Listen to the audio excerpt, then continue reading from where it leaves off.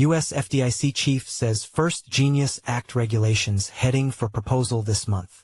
FDIC acting chairman Travis Hill is set to testify at a House hearing that his agency is ready to propose a stablecoin application rule before the month is out. The acting chief of the U.S. Federal Deposit Insurance Corporation said the banking regulator expects to start proposing rules for stablecoin issuers before the close of December.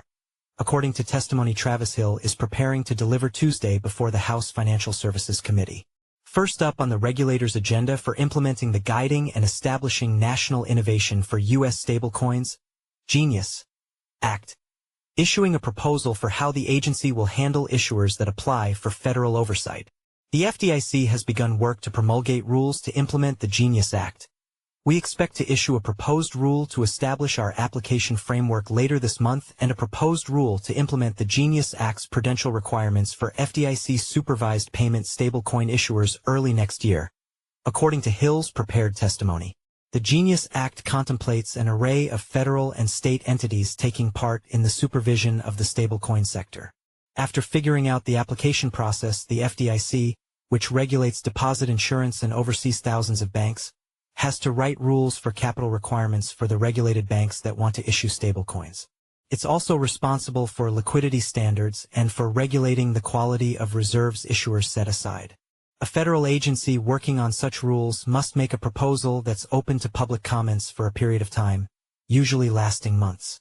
Once the comments are reviewed, the regulator can then issue a final version in which the new system is generally set up to go into effect over a long period of time. Other agencies, including the Department of the Treasury, have also been working on their portions of Genius Act duties.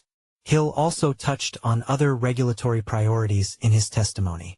In light of recommendations in a report from the President's Working Group on Digital Asset Markets earlier this year, the FDIC is also currently developing guidance to provide additional clarity with respect to the regulatory status of tokenized deposits, Hill said. The House hearing on Tuesday will also receive testimony from other bank and credit union regulators, including the Federal Reserve. In the past couple of years, crypto has been a common topic of discussion whenever congressional panels have financial regulators before them.